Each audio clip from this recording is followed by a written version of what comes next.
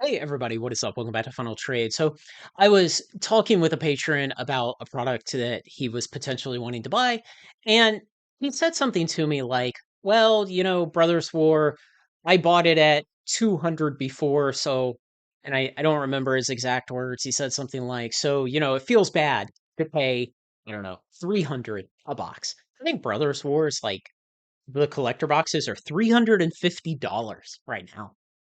And that statement by him, it stuck with me, and it kind of it got me thinking, and I thought, why would he not want to buy this? And I tried to examine it objectively and say, well, if he's bought boxes, let's assume he has boxes on the shelf and he bought them at $200, and then he has the opportunity to buy additional ones at $300. Um, is that a good idea or not? You're averaging up, which to most people, I bet feels bad. Let me tell you how I think about this. Um, let's say that you had a bunch of Brothers War boxes. Let's say you originally bought them at $150 and you sold them at $200, okay? And you made $50 a box, and we'll just pretend like fees and shipping and other crap doesn't exist, right? So let's say you bought at 150 and you sold at 200, you cleared $50 a box. Okay.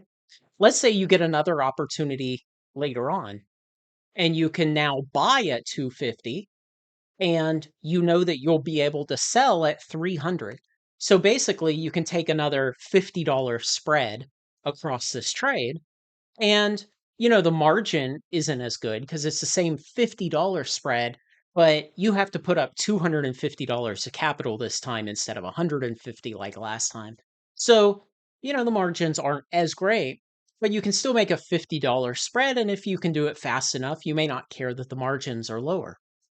It may be the best margin you can get on something right now.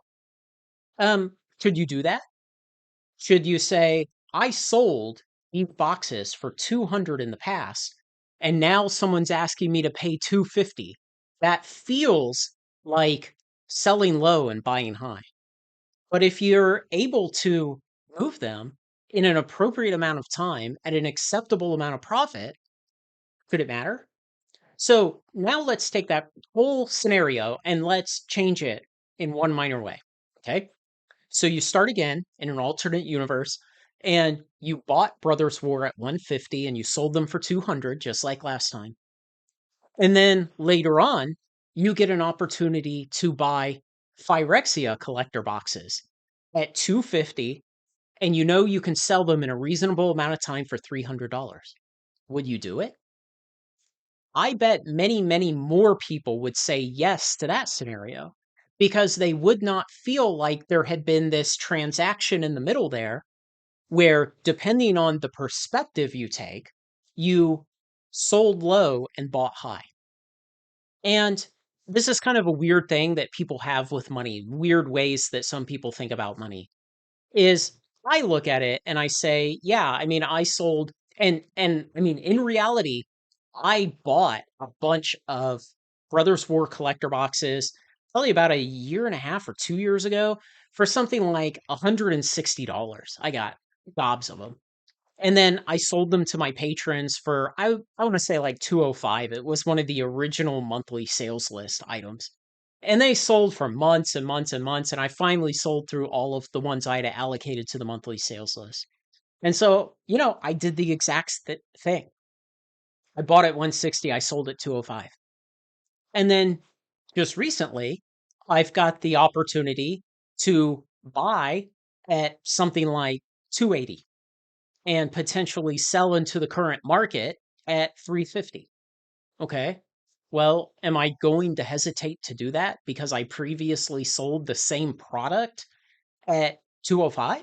No, because I look at it as, what can I do with my money in a certain amount of time? I can turn close to a 25% gain in however long it takes me to receive the product, find a buyer, and move it again. And so I look at it simply not as selling low and buying high. I just look at each transaction. Can I make money on this transaction? What are the margins and how long does it take? And so it's that velocity of money. It's that how often can you compound your money? That's what's important to your business. I remember a couple years ago, obviously Rudy got in with Flesh and Blood really early on, and he sold Welcome to Wraith Alpha boxes to his patrons back in 2019. And he probably sold them for whatever at the time, 80, 90, $100 or something for the original Flesh and Blood box. And what do those go for today? Like 2000 or something? I haven't actually looked at the price of alpha boxes in a long time, but let's say it's $2,000. Well, there was a time 2 or 3 years ago where he assessed that the market was undervaluing those very boxes. And so he put out a call to his patrons and out on YouTube that he would buy all Flesh and Blood Welcome to Wraith alpha boxes for some price. I don't remember what he was offering. But he was offering some price that was well above what he had originally sold them for, which was 80, 90, $100, something like that. But it didn't bother him that he had sold the product at $100 and now he was going to buy it back for a lot more than that. Because what he saw in his mind was, if I can buy them at this price in the coming days, I can turn that product around in the future because I think the market is undervaluing it right now. And that's what you need to focus more on is, where do you think the sentiment of the market is?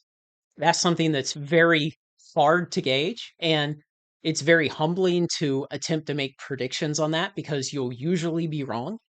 Um, but if you say, right now, I think product XYZ is highly overvalued by the market, I'm going to just sell through all of them that I have. Didn't that recently happen with Doctor Who collector boxes? Had that weird like buyout attempt back in February. And I believe Ravnica Remastered collector boxes had one maybe 6 weeks ago, where a bunch of people came in on one day on TCG Player and bought through like two-thirds of the then current market depth.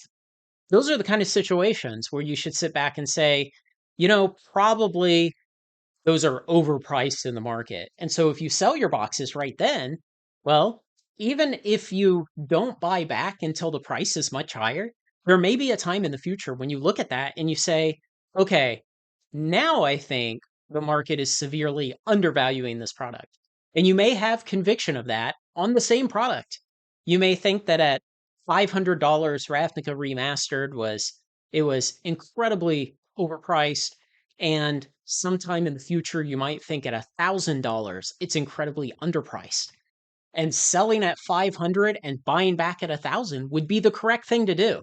And you can't beat yourself up over, oh well, I sold low and bought high. Well, you couldn't see the future.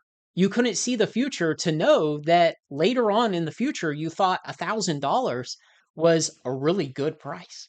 So try not to get hung up on those kind of things. And I know it's difficult because, our brains are wired certain ways, and then we kind of learn a lot of economic and financial tropes that eventually we decide are wrong. And it can inhibit our ability to always think objectively about the kind of buying and selling decisions that you're making in your business or in a market or anywhere else. And so try to look at every transaction individually and don't worry about beating yourself up over what you might do in the future, because you're not at the future yet. When Rudy was selling Welcome to Wraith Alpha boxes for $100, he had no idea that it would go to 2000. I mean, if he was if you could have gotten inside his brain, he was probably thinking, yeah, this game might be around for a couple years and then it'll probably fail like almost all the rest of them. And so he had no hesitation to sell those boxes for $100 each. He probably got them from Legend Story Studios for 50, 55, 60, something like that. And so he was thinking of it as, well, I'm making a 66% return on my money in a couple of weeks. And so he was happy to do that because he thought, well, the market is overvaluing these at the time. And he had no idea at the time that eventually those boxes would go to $2,000 and then pull back. And at that point, when they pulled back, he'd say, man, Flesh and Blood is a lot stronger game than all the Debbie Downers are giving it credit for. And these boxes are very underpriced, under $2,000. So consider that you don't know what you'll need to do in the future to make the optimal decisions for your business, your investments, in a market, any other decision. And so don't let that weigh you down. So hopefully this made sense. Hopefully that's a good explanation of kind of how we twist ourselves around about these kind of things. How humans have all these weird ways that we think about money kind of illogically because we're more worried about feeling like we won on every transaction than we are actually optimizing the long-term outcomes. Let me know what you think, guys. Thanks to everyone who makes this content possible, especially my very generous supporters on Patreon. Like, comment, share, and subscribe, and join me on Final Trade.